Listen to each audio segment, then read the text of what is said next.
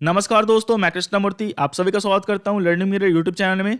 यहाँ पे जो है चीज़ें पूछते हैं लोग, सर ये सब क्या है, आपका लिमिट यूटिलाइज क्या है, टोटल क्रेडिट लिमिट क्या है, अवेलेबल क्रेडिट लिमिट क्या है, ये आपका एसबीआई कार्ड्स का है। तो चीज़ें मैं आपको बता दूं, यहाँ पे आपका मिनिमम ड्यू अमाउंट क्या होता है, आपका टोटल अमाउंट ड्यू क्या होता है, आप ईएमआई यहाँ से पे कर सकते हो। सिंपल, सबसे पहले जो है आप एसबीआई कार्ड्स को लॉगिन करोगे, सारे इसके जो आपको लॉगिन करते वक्त जो भी पहले बार में जो भी डिटेल्स मांगेगा फिल कर देना। फिल करने के बाद आप लॉगिन कर सकते हो। ऐसे लॉगिन करने के बाद जो है मेन फ्रंट पेज पे आपको यही दिखाई देगा। टोटल क्रेडिट लिमिट का मतलब होता है कार्ड पे आपका टोटल क्रेडिट लिमिट कितना है, कितना आप यूटिलाइज कर सकते हो। मतलब इस कार्ड पे कोई जो है 1.2 लाख रुपीज यूटिलाइज कर सकता है।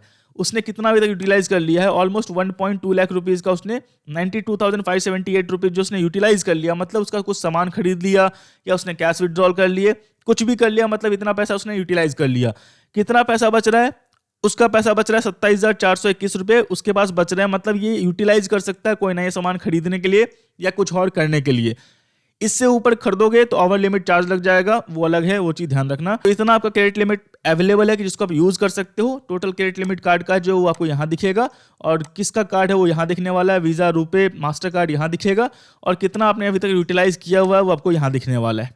ठीक है, यहाँ पे देखो टोटल अमाउंट ड्यू का मतलब होता है आपको कितना अमाउंट पे करना है, कितना अमाउंट का बिल आया हुआ है। और मिनिमम अमाउंट ड्यू का मतलब होता है उस अमाउंट में आपको कितना पे करना है। अगर आपका टोटल ईएमआई अमाउंट होगा ना तो आपको 100% पे करना पड़ेगा, ये चीज़ ध्यान रखना। अगर आपका ईएमआई अमाउंट होगा तो 100% पे करना पड़ेगा।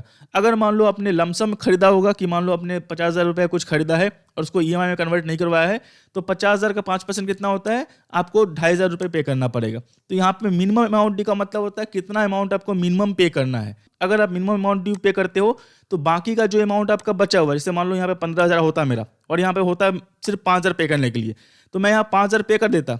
लेकिन जो 10,000 मेरे बचते, वो 10,000 पे जब से मैंने यूटिलाइज किया उस पैसे को, और अभी तक उस पर मुझे 3% या 4% जो भी आपका मंथली इंटरेस्ट है वो पे करना पड़ता। तो यहाँ पे इंटरेस्ट जो है आपका 45% से लेकर 50% तक हो सकता है। तो ध्यान रखना, जो आपको टोटल अमाउंट ड्यू आए और जो भी आपका लास्ट डेट है, देखो ड्यू डेट 2 नवंबर दिखा रहा है, मतलब 2 नवंबर से पहले जो है मुझे बैंक इस क्रेडिट कार्ड में मेरे पैसे पहुंच जाने चाहिए। तो ध्यान रखना 3-4 दिन पहले ही जो पैसे पे कर दो, क्योंकि जो आपका पेमेंट गेटवे होता है, पेमेंट गेटवे से कार्ड में पहुंचने के लिए भी टाइम लगता है।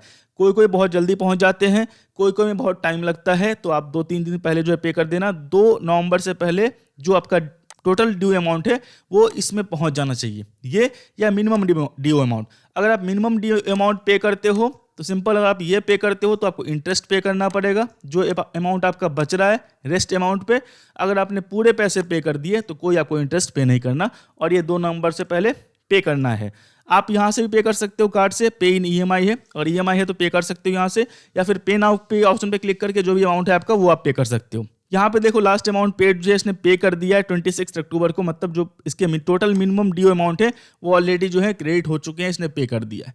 तो सिंपल, तो चीज़ें आप समझ गए। यहाँ पे कॉन्सेप्ट क्या है आपका, अवेलेबल क्रेडिट लिमिट में इतना पैसा बचा हुआ है, इसको आप यूटिलाइज कर सकते हो। आपका कार्ड का लिमिट ये रहा, और कार्ड पे आपने कितना यूटिलाइज कर रखा है वो रहा, और यहाँ पे आपका टोटल अमाउंट ड्यू का मतलब कितना आपका बिल बना है मंथ का वो रहा, और उस बिल में आपको कितना मिनिमम पे करना है वो रहा। कोशिश करो पूरा बिल पे कर दो। अगर आप मिनिमम पे करते हो तो सिबिल स्कोर खराब नहीं होगा आपका, लेकिन जो पैसे बचेंगे उस पर जिस डेट से आपने स्टार्ट किया था, मतलब परचेज किया था, उस डेट से लेके और जब तक आप पे नहीं करोगे तब तक इंटरेस्ट लगता रहेगा, और इंटरेस्ट वो 3% से लेकर 4% आपका मंथली होने वाला है प्लस जीएसटी। इसके बाद जो ड्यू ऑन का मतलब इस डेट से पहले आपको ये अमाउंट पे करना है, या फिर इसका जो मिनिमम अमाउंट पे करना है आपको, जो पे करना है तो वो आपको पे कर देना है, नहीं तो सिविल स्कोर आपका खराब होगा। ये चीज समझ गए। तो ये आपका कॉन्सेप्ट था। मैं आशा करता हूँ वीडियो आपको अच्छा लगा हो। वीडियो अच्छा लगा हो लाइक करें, सब्सक्राइब करें, शेयर करें। तब तक के लिए दोस्तों धन्यवाद।